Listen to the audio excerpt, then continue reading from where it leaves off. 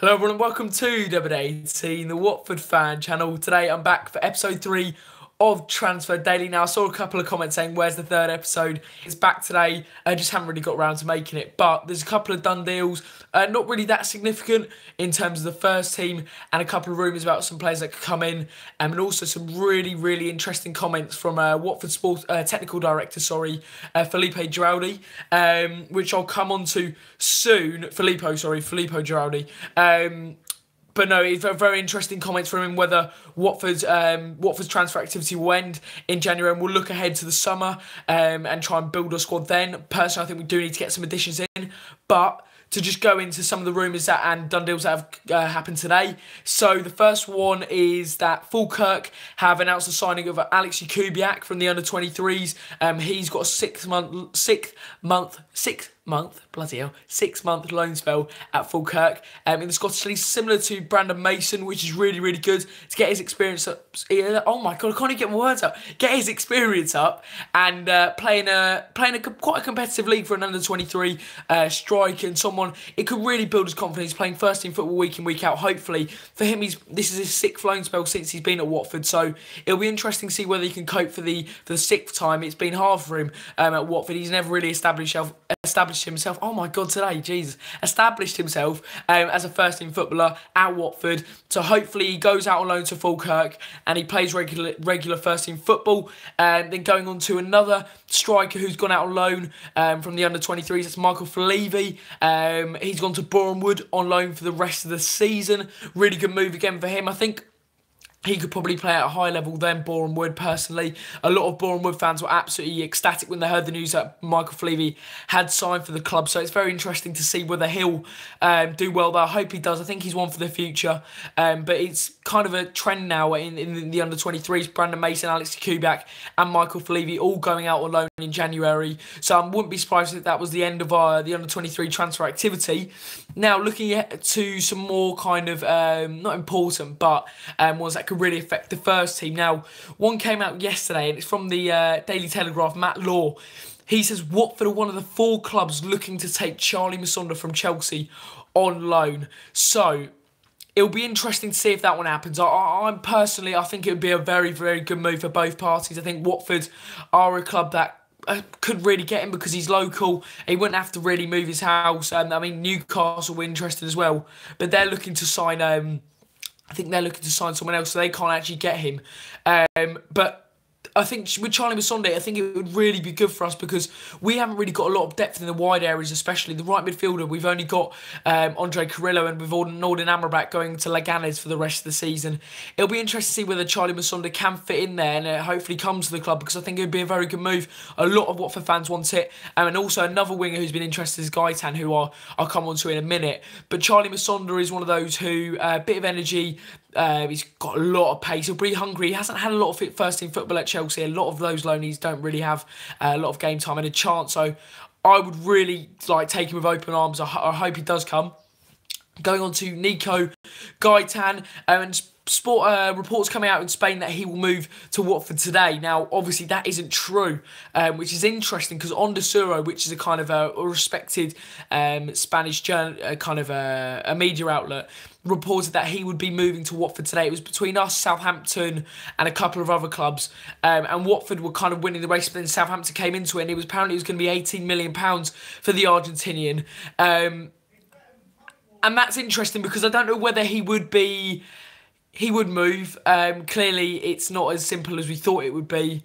But I'm not too sure. I think I don't know if he really would move. Apparently, there were also rumours that he'd move back to Boca Juniors, where he started his career, or something like that, where go back to Argentina.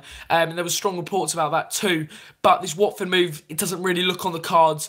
And especially with the comments that the technical director said, it's interesting to see that we aren't really going to do a lot of business by the sounds of it. And the last transfer rumour to come in is Didier Ndong, the Sunderland midfielder. Now, he, according to the Sunderland Echo, is wanted on loan for the rest of the season by Watford, with an option to make it a permanent deal in the sum of £8 million. And I think this is the only transfer rumour so far in this window that has real substance to it, and I could see happening. It started from the 1st of January, and it's really just gone on every day that Ndong was going to move to Watford. But But no, I think that would be a decent move. I don't really think he'd make a massive impact, but it probably squad depth-wise is quite good, because obviously we are getting a lot of injuries, the likes of Chalobah, someone who's been so instrumental when he was in the team, and to get injured, we didn't really have a backup. We've had to put Cleverly back, and then Hughes got injured, then we had Pereira was not really match fit, so we were kind of having to shuffle it around and put Ben Watson in, who wasn't really in contention before the start of the season. So maybe Didier Ndong is probably better than what we've got, but if Didier Ndong does come, then I could see either Ben Watson, I think Capu's on his way, he's been linked with the move away to Torino with Walter Mazzari, becoming the new manager there. But we do need, like Sean said, we do need a new defender. But Didier Ndong, can I see it happening? Probably. Is he the right move? We'll have to wait and see. But I'm not too sure. And now, really, the reason for this video, obviously there are a couple of rumours, but it's interesting to hear from Watford's technical director, Filippo Giraldi. So just to quote what he says, we're extremely happy with our squad. He goes on to say, usually we use the January transfer window to correct what is wrong, or if there's been issues like injuries. What we have done in the past, like with Niang last season, we brought him in January, and Tom Cleverly. There was an opportunity, and we took the opportunity, as we will do this year if the right opportunity comes. So he's basically suggesting that in a certain department where we're weak, he will make a signing, but he's not going to go overboard and buy a player who's better than what we've got, if you know what I mean. So if we really need a gap to fill, we'll get someone in there. But we're not going to go, we're not going to kind of splash the cash until the summer. But he says, but we are extremely happy with our squad. We think we have a very talented, well-balanced squad. And he also goes on to say, the summer window is more important than January. Watford will never stop trying to sign top and talented players. We have already signed players who are doing very well in the development, and that is not necessarily under the light. So he's also talking about Cucho Hernandez, who is on loan. I think it's in the Segunda League, but he's in Spain, and he's banging in the goals. He's been incredible, and apparently he also says, the Segunda division in Spain, he says he's a very sensational player, and they've had offers from big clubs for him. So that is probably the most positive news we've had in this January transfer window. That is Cucho Hernandez, who has been ripping up the Segunda division in Spain, is most likely going to come back to Watford next year or the year after, and he has a really, really bright future because he's definitely going to stay at Watford according to Giraldi's comments, and that's interesting. I think that's a very crucial because we do send a lot of players out on loan, but it's whether we can bring them back into the squad and kind of nurture them and kind of bring them through the team. But we'll have to wait and see how that one goes. But I'd have to say the Charlie Musonda links I'm excited about, but also that when Cucho Hernandez does come back from the Segunda division next year, that is going to be a really, really good sight because he's someone who I've heard really high reports of. But that is the end of Transfer Daily number 3. Make sure you join tomorrow. We'll do another one tomorrow. Hopefully some more rumours. Hopefully we sign someone and I can report on it. Also, we did an Oppo preview with the Ugly Inside, a Southampton fan channel, so make sure you check that one out. And we've got some match content coming tomorrow with Robin doing a match preview.